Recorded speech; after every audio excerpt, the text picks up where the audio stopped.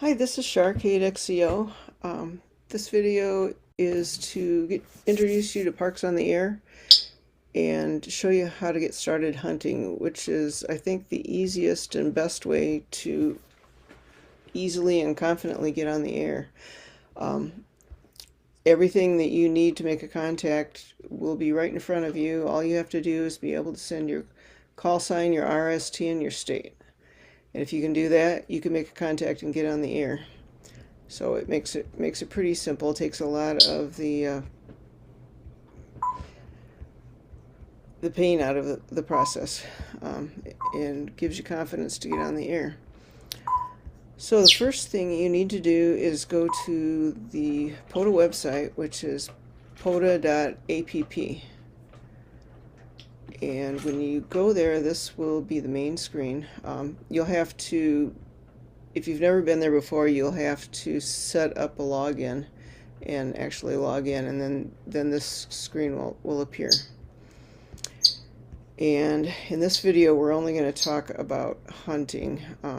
Activating I'll cover in another video. So the first thing you do is look at the spotting screen here, and you find somebody that you might be able to hear, and you tune to that frequency on your radio. I'm going to find this guy here because I know I could hear him a minute ago. KK0U.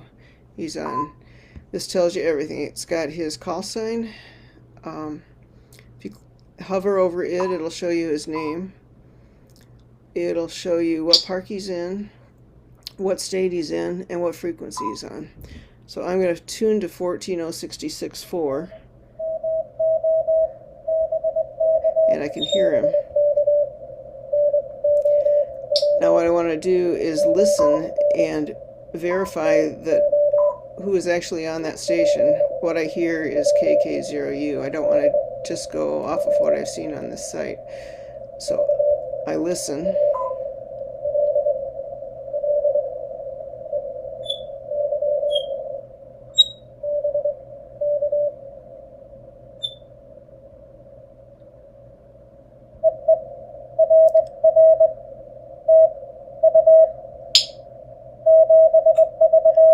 Listen for him to complete the last contact, and you'll hear the dit-dit.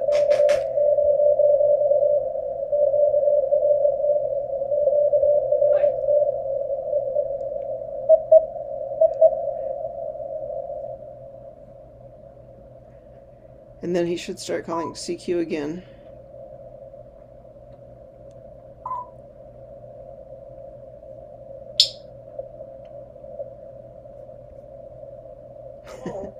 And of course he isn't.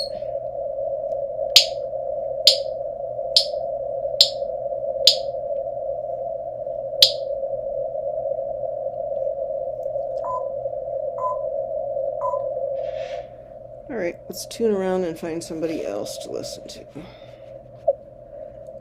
Let's try this 14.044.5.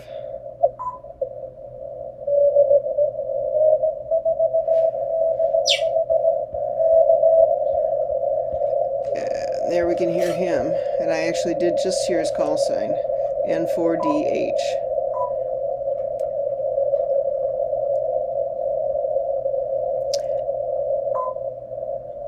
And we're not able to hear the person on the other end.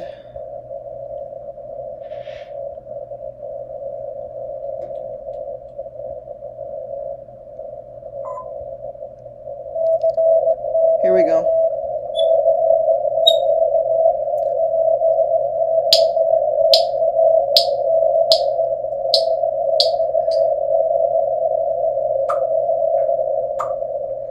Okay, there. It wasn't real clear, but I clearly heard, I heard that it was N4DH. And what you'll hear them say is, or send is CQ, POTA, POTA, and then their call sign. So I heard CQ, POTA, N4DH. So now I know that that is him, and I could go ahead and make a contact because he was calling CQ. And so what I would do is, I'm not actually going to make the contact because I have my break-in turned off, so just for you to hear me, and we can go at whatever pace we want to go. But anyway, once I hear him call CQ and turn it over, I would send my call sign.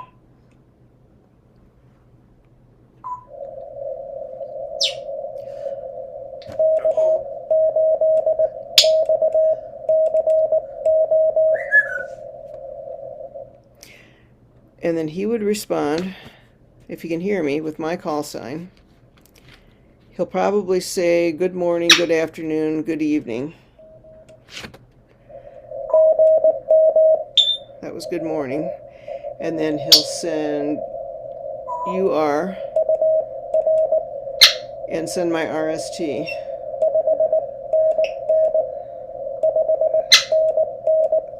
And quite often it's repeated twice. And in POTA, the majority of the time you'll hear people send 599. If it's a really bad connection, I will try and send a real RST so that the other person knows that there might be some problem with communication. But for the most part, it's generally 599, and you'll learn to recognize that easily. And then after the 599, without anything else, they'll go.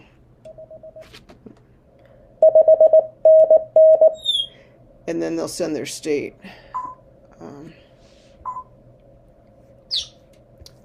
And I don't remember what his state was North Carolina.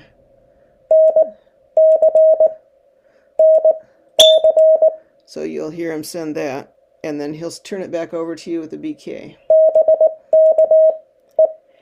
And then all you have to key back to him is the same good morning, and you are, and the 599. And then your state, in my case, Michigan. And usually I say add a thank you. And sometimes you'll hear people send thanks instead.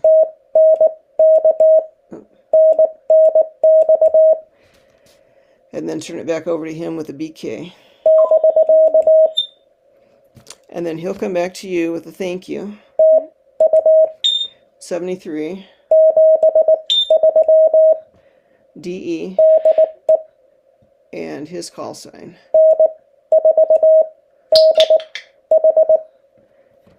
And then he'll send an EE. And then you have to respond with an EE. So all you have to send is your call sign, RST, and your state, basically. If you want to put in the niceties like good morning and thank you, that's great too. But what I did is I write out a script with exactly what they're going to send me and what I'm going to send back, so that I can look at my piece of paper and send from it and know exactly what needs to be sent. I might even write down their call sign on the script too, so that I can just read everything I'm going to send, and that way I won't be nervous about it. So that's making contact, and that's all you need to do there. Then I would come over here and I would enter that call sign. That was N4DH, and I would log the contact. Since I didn't actually make the contact, I won't log it, but that's what you would do. And then you can go on and hunt somebody else. Find somebody else on a different frequency, tune there, see if you can find them or hear them, and then start the whole process over. And before you know it, you got a whole log full of contacts. And I got to tell you, it's addicting once you get started, and you'll be so excited for that first one, and then you just want to keep doing it and doing it and doing it. Same is true of activating, but we'll cover that at another time.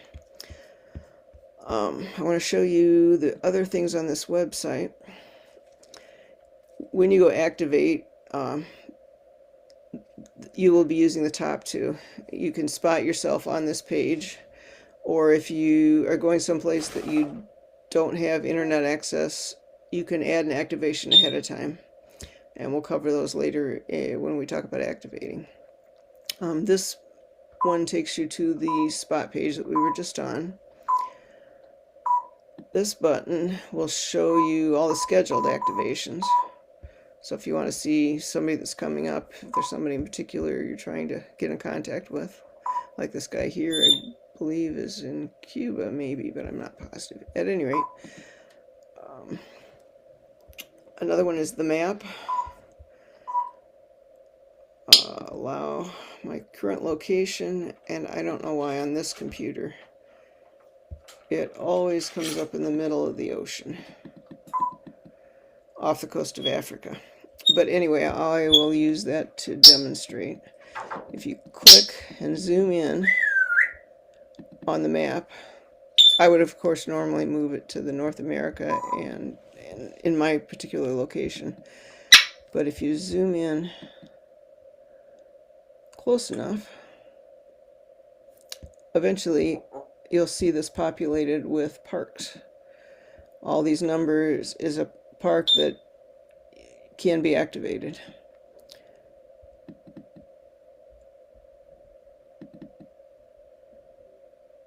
And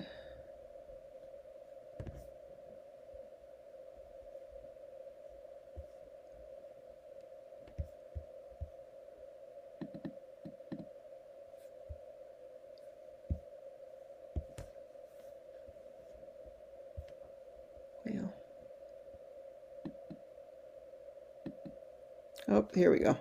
Okay, it's the yellow dots. I guess those numbers, it just took a while for the computer to catch up. Those numbers weren't it. It's these yellow dots, and if you click on one of the yellow dots, it'll bring up information about that park. Give you the name of the park, the number of the park. If you click on more information, it'll give you just about anything you want to know about it. Longitude, latitude, more detailed map of it. It'll tell you how many times it's been activated and all the data about the activation. And that is the map. And if you go to Park List, it will also bring up a list of all the parks in the world that are available for activation. And if you click, say we're in Argentina, it'll bring up various states, I'm guessing, state-like entities, and it'll show you how many parks are in each entity. And if you click on it, it'll bring up a list of all those parks and the information about it. And if you click on that particular park, it'll take you to all the information about that park. Here you can find the top activators, which I am not on. Oh, I have a contact with that guy all the time, so that makes sense. Same thing with the top hunters. It looks like my internet is moving kind of slowly. At any rate, it'll show you the same thing for hunters. We'll come back to official events. This section down here is all data for you. If you click on My Awards, it'll show you all the awards you've earned. And it also gives you certificates. If you click on that, it'll show you the certificate and you can print it out for the awards.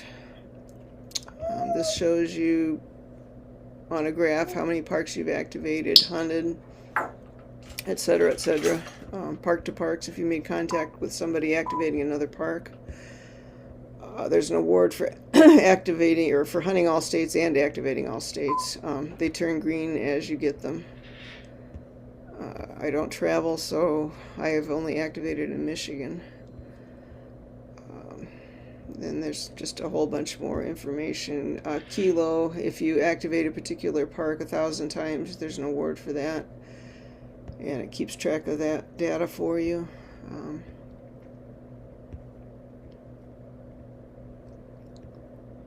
This one is kind of cool. This won't show up until you get close to 50.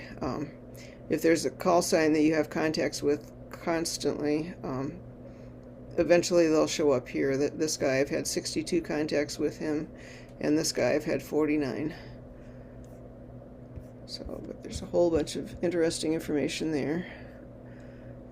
This button shows you your statistics. It'll show you activating in each mode how many contacts you've had. And down here there's hunted, so same information for hunting. It'll show how many contacts you've had in each mode.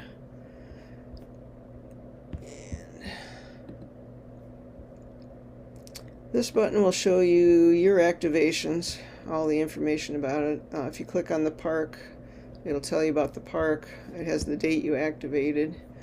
If you click on view, it will actually show you the detail of everybody, all the call signs you contacted during that activation and what band you were on. This park to park is somebody else that was at a park, and I had a contact with him or her. If you go to My Log Uploads, when you're an activator, this is where you will upload your logs. With POTA, if you're a hunter, you do not have to upload a log. Only the activators do that. So if you don't see something on your hunted list that you think you made a contact with, it may be because they didn't upload their logs for whatever reason. Or they could have gotten your call sign wrong. This down here will have information about your account where you can adjust it. And that's everything there. Let's go back up to official events. This will show you events that are coming up, official and unofficial. There's a lot of information here. It'll show you the rules, how to get started with POTA. But two things I wanted to show you in particular: resources and documents. If you go there, there is a paper logging sheet if you'd like to do it on paper instead of on a computer log. There's a trifold brochure which comes in really handy. It's a really nice brochure you can print out and fold up, and when you're at a park and somebody comes up and says, "Hey, what are you doing?" you can hand them this and it'll give them a whole bunch of useful information, and with any luck they'll get interested in doing POTA also. The other thing down here is shops. You can go here and there's a bunch of vendors where you can go and order all kinds of merchandise if you want to get some POTA swag. There's hats, t-shirts, sweatshirts, stickers, buttons, just about anything you can think of. Or you can be like me and make your own. But if you want to go buy it, this is a good place, a good resource for that.